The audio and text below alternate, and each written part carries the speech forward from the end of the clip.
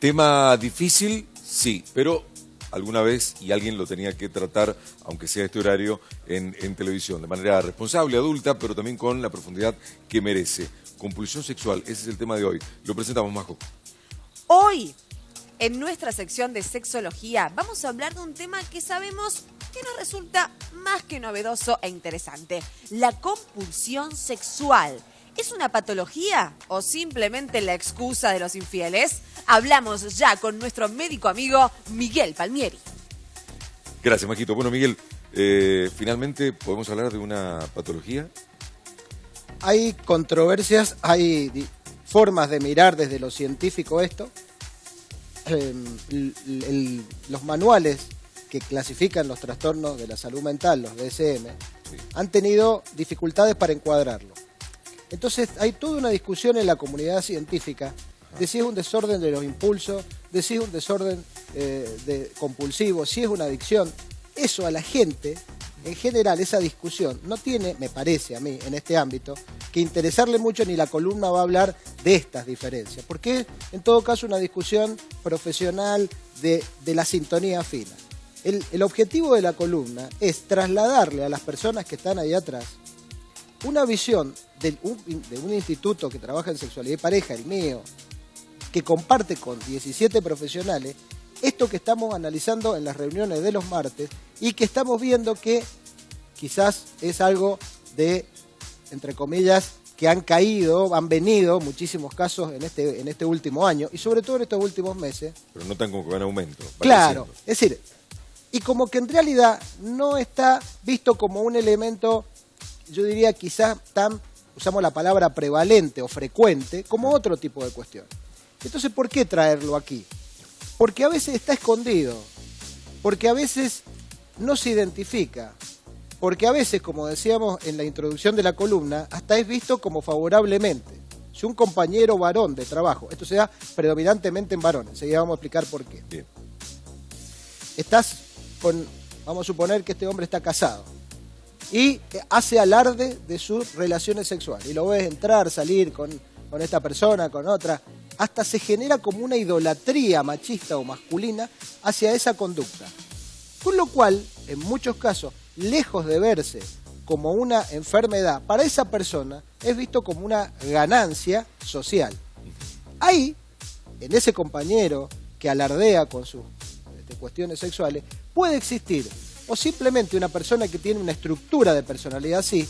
El árbol de la estructura de personalidad es alguien que tiene touch and go permanente, que disfruta, que no tiene ningún componente de culpa en eso y que en muchos casos hasta, yo diría, se pone psicopático. Es decir, utiliza a las personas, en este caso mantiene relaciones con mujeres, como un medio. No es eso la compulsión sexual. Eso, porque decíamos, excusa de los infieles. Y claro, si alguien que tiene esa estructura te dice, ¿sabes qué? Es que tengo un problema con la sexualidad. Cuando viene al consultorio, a veces viene la pareja, porque ha tenido repetidas infidelidades. Desde al principio, cuando era novio, me dijeron que era mujeriego. Después de novio, vuelve 3, 4, 5 veces y bueno, es que no estamos casados. Van a convivir pensando que la convivencia va a aplacar ese tipo de cuestiones. Vuelven a aparecer infidelidades o, yo diría, cuestiones que casi no las ha terminado de descubrir, pero que han estado muy cercanas a que esto sea así. Y en definitiva, este tipo de parejas lo que hacen es esperar que el tiempo cambie. Bien, si estamos en ese primer grupo, ahora vamos a hablar de compulsión, donde es un tema de personalidad, donde es un tema de estructura, no tenés que tratar de entenderlo. Ahí tenés que, vos que estás sufriendo este tema, acercarte, si él no quiere acercarse, conversar, hablar claramente de todas estas infidelidades que han habido, hablar claramente de todos estos engaños, ponerlo sobre la mesa y en todo caso nos corresponderá a nosotros como equipo terapéutico ver si esto es una compulsión o no. Okay. Si no hay ansiedad, culpa, si no hay pérdida de cosas muy importantes como el trabajo, si no hay determinados componentes que se ven en la historia clínica, formará parte de esto de los infieles que estructuralmente son así. Sí. Y vos sabrás qué hacer, si seguir adelante, pero no con la falsa idea de que eso es yo diría que un tratamiento lo va a mejorar. Ahora vamos a hablar del otro, dejamos los infieles que ocultan este tema. Vamos al otro lado. En el otro lado tenés personas que ya desde hace 30 años, 130 años atrás, Krafft Ebing hablaba de un impulso irrefrenable. 1886, después Freud lo toma, sí, hay diferentes autores que lo toman. Es decir, no es nuevo esto.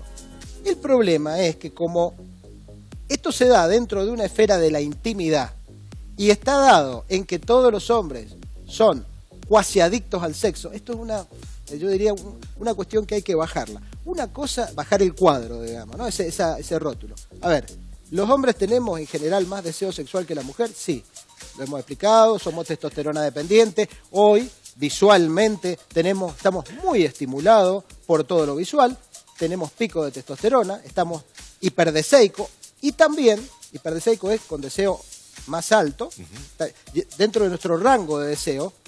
Nuestro rango de deseo, el del hombre y de la mujer, es como este espacio que yo pongo entre los dedos. Puede fluctuar. Y entonces dentro de ese espacio normal para cada persona, uno puede estar en el normal bajo o puede estar en el normal alto. Hoy vemos que muchos varones están en el normal alto, ¿no? O sea, están, están acelerando el auto hasta donde se los permite el motor, ¿no? Bien. Pero eso no tiene nada que ver con el tema de la compulsión sexual. Que ojo, acá yo quiero aclarar lo siguiente. No es la compulsión solo a mantener una relación hombre-mujer con penetración. Cuando yo hablo de compulsión sexual, estoy hablando de conductas sexuales compulsivas, que van desde ver pornografía en forma continua, desde masturbarse en forma continua, desde observar o tener conductas que se llaman parafílicas, perversiones, mirar en forma compulsiva, es decir, sin que esto se pueda parar. Aunque la actividad sexual, esto es muy importante para las parejas de estas personas, aunque la actividad sexual con ellas sea baja, mediana o alta. Ejemplo, una persona que tiene una actividad de visión de pornografía y que lo encuentran, o que no lo encuentran pero que tiene actitudes de escape, que de repente en algún momento, aunque no se vea, tiene actitudes de masturbación. Cuando uno ve la frecuencia sexual, la persona que consulta, la pareja, consulta por baja frecuencia sexual. Entonces, cuando uno toma el caso y cita porque viene la mujer en ese caso, dice, bueno, estamos teniendo relaciones una vez cada 3 meses, una vez cada 1 año. Entonces, no viene diciendo, uy, mi marido o mi pareja está todo el día queriendo hacer el amor. No es eso, ¿eh? Por eso es sumamente cuidadoso entender esto, que el trastorno no es solo del acto sexual en sí, sino de todas las facetas de la sexualidad. En algunos es lo visual, en algunos es la pornografía, en otros es la autoestimulación o masturbación, pero en definitiva hay una imposibilidad de controlar los impulsos. En el triángulo de las cosas importantes, ese sería lo primero.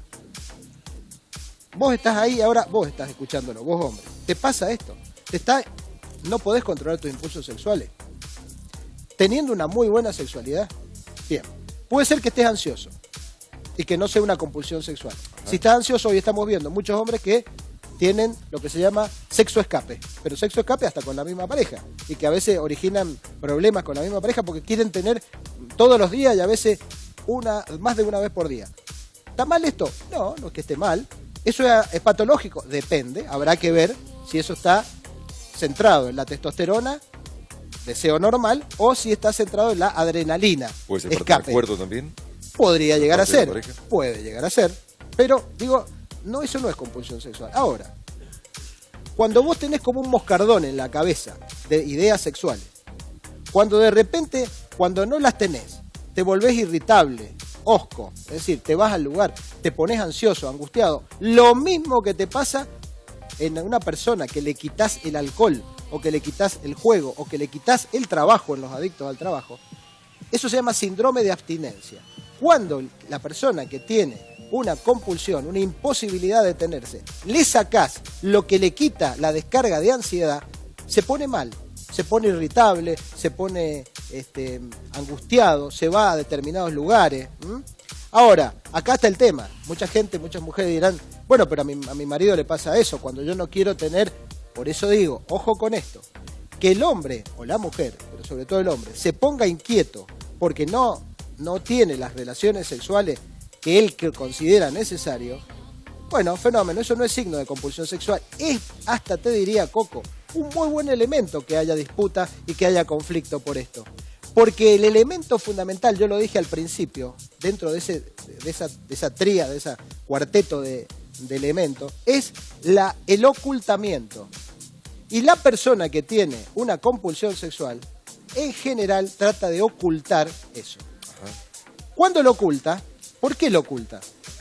Lo oculta porque, de alguna manera, en algunos casos, siente que está mal. En algunos casos porque no quiere perder su pareja estable y evidentemente sabe que va a ser así. Y evidentemente en este caso lo que hace es tener una descarga permanente teniendo múltiples relaciones con personas o a veces en forma directa o a veces a través de lo que te decía, la visión pornográfica o de la masturbación, pero en definitiva tiene un periodo de descarga, angustia, calma, angustia leve, es decir, esta sensación de culpa, pero rápidamente vuelve a entrar de nuevo en esa espiral de deseo. Entonces son personas que saltan de una pareja a otro, en muchos casos, con riesgo para sí mismos. Relaciones sin protección, relaciones con prostituta en condiciones muy complicadas, relaciones a veces que parecen de diversión, pero el placer no está. Atrás de ese placer hay ansiedad, hay miedo, hay, si querés enseguida lo conversamos, un mapa del amor gestado desde la infancia que está bastante abollado y que hay que poder tomarlo firmemente para que no termine haciendo saltar por los aires, no solo a la pareja, sino a la familia, porque en muchos casos los hijos terminan involucrados en este tipo de conducta. Miel, veamos qué nos dice nuestro público, ¿sí? Bajo. Nos llaman las redes sociales, ya vamos, miren lo que tenemos acá. Por un lado, en Facebook, Lore Jiménez nos está escribiendo, dice lo siguiente: es la primera vez que escucho hablar sobre el tema, por lo tanto, mucho no puedo dar mi opinión, dice, pero creería que hay de los dos tipos, los que sufren la enfermedad y los que se hacen los enfermos. Saludos, muy buen el programa y aguante River Coquito, acota, igual lo podemos dejar de lado a esto. Vamos al WhatsApp, sí, porque tenemos otra pregunta por acá. Es un testimonio. Tengo un poco más de 55 años, separada hace muchos años, estoy sola. Me pasa casi todo lo que dijeron. ¿Estoy enferma? Pregunta. Antes de separarme estuve más de 10 años sola, cuidando a mis hijos. Gracias. ¿Qué podemos decirle? Bien. A la primera persona que escribe a través del Facebook, confirmamos esto que ella dice. Están los enfermos y están aquellos que se hacen pasar por enfermos. Lo que pasa es que no siempre es claro para la persona que está en pareja saber de qué lado está. Ojo, que la conducta a los dos les duele. Ahora vamos a hablar de qué le pasa a la pareja. A la pareja de aquel que lo hace porque lo quiere hacer y que no tiene ningún problema de compulsión, le duele. Y también le duele a aquella persona que es pareja de alguien que tiene una compulsión sexual. Ahora vamos a hablar enseguida de qué hacer. Y la segunda, una mujer que es mucho menos frecuente, se da, yo diría, en menos casos, pero también aparece. También aparece, hemos tenido casos que, en definitiva, hasta han andado dando vuelta, yo diría, por diferentes consultorios, haciendo consultas como si esto fuese simplemente un trastorno de ansiedad, nada más, cuando en realidad a la base de esto hay un trastorno bioquímico a nivel cerebral que necesita, y me voy adelantando un poco en el tema del tratamiento, un enfoque que tenga medicamentos, yo diría terapia psicológica, terapia sexológica y de pareja, porque es tal yo diría el desbarajuste que se arma, es tal el nivel de descontrol que se da con estas infidelidades reiteradas que el sistema familiar se enferma. Entonces, ahora, estoy hablando como si todo fuese psicológico. Y acá hay uno de los errores, a mi juicio, que se comete cuando se habla de sexualidad y que en realidad, lejos de jerarquizar a la especialidad, por ahí hace que las personas digan, mirá, qué chanta, dice que con una consulta o con 2 consultas se puede resolver algo. No, a ver, hay casos y casos. En muchos casos, este tipo de desórdenes obedecen, por ejemplo, a tumores cerebrales, obedecen a enfermedades psicóticas, que uno no las puede desconocer. ¿Son la mayoría? No. No son la mayoría en consultorio, pero ojo, si yo quiero dar un panorama general, tengo que decir que hay una mínima cantidad de casos, que eso lo ve uno en la historia clínica, a través de cuándo aparece, cómo se da, qué características hay, qué otros síntomas hay, que uno no puede tomarlo como psicológico y mandarlo a un tratamiento psicológico y olvidarse que puede haber un tumor cerebral, una irritación de la corteza cerebral, un proceso degenerativo a nivel del cerebro, de los centros cerebrales. Eso existe. Entonces, cuidado, o una metástasis tumoral que impacta en el cerebro. Entonces, no todo es psicológico, ni todo es físico, ni todo es psicológico, y hay una interacción entre los dos. Tomado eso, dicho eso, rastreado eso, que forma parte de la especialidad, sí, la mayor cantidad de casos son psicológicos. ¿Qué le decimos a la señora? Primero que consulte, porque es un infierno vivir así. ¿Infierno por qué? Hemos visto personas que pierden trabajo. ¿Por qué? Y porque están con la cabeza permanentemente metida en la sexualidad. Estamos hablando de personas que hasta mantienen relaciones en el lugar de trabajo en forma compulsiva. Y desde afuera los compañeros lo aplauden. No, mirá, salió con salió con... Tienen digamos, compañeros que son compulsivos sexuales, ¿no? Entonces, digo, hay que ver que esto va generando dificultades en la esfera laboral, en la esfera económica y sobre todo en la esfera familiar. Y me quiero detener un poco, Coco, en el tema de la esfera familiar. Ahora vamos al tratamiento. Sí. Cuando uno cita, a veces llama la mujer, ¿no? Dice, estoy harto, me acabo de separar, pero bueno, él tiene que ir, él viene. Él puede ser que al principio niegue o trate de dar una justificación, pero en general cuando vienen a hablar de sexualidad, como saben que nosotros es lo que hacemos, la gente tiende a desnudarse muy rápidamente, psicológicamente, y decir, sí, mire, pasa esto, porque saben que lo vamos a usar a favor de él y del sistema. Sí. Nosotros no somos ni jueces, ni evaluadores, no, lo que queremos es que haya mejor salud en la persona y en el sistema. Y esto termina impactando en el sistema. La pareja dice, yo no tengo por qué ir. ¿Cómo? ¿Por qué? ¿Y por qué él es el que hace el síntoma? No, vos tenés que venir. Y si él no quiere venir, tenés que ir vos. Porque vos, de alguna manera, has negado, no te digo que seas culpable, pero has negado algunas cosas. Has minimizado algunas cuestiones. Esas salidas que tenía y que vos, en definitiva, pensabas que eran pequeños escapes masculinos. ¿Por qué lo dejaste pasar? Esa otra cuestión donde vos viste que de repente te pedía cada vez cosas más extrañas, más subidas de tono y que encontraste además algunas cosas que parecían raras en el teléfono. No las dejes pasar. No va a ser siempre una compulsión sexual, pero no es sano para tu vida. Y en muchos casos, Coco, lamentablemente, por el auge de las tecnologías, se enteran los hijos.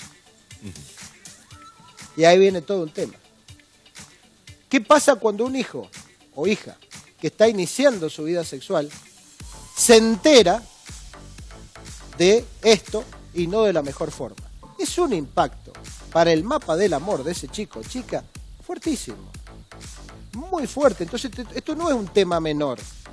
Y yo digo, se diagnostica poco porque se piensa poco en este tema. Porque, y claro, como hay tanta pornografía ahora, y los hombres, ojo, una cosa es que la persona se autoestimule porque tiene deseo, y otra cosa es que la persona no pueda parar de autoestimularse, no pueda parar de ver pornografía, se quede hasta las 3, está su mujer acostada y él está a las 3 de la mañana en la computadora.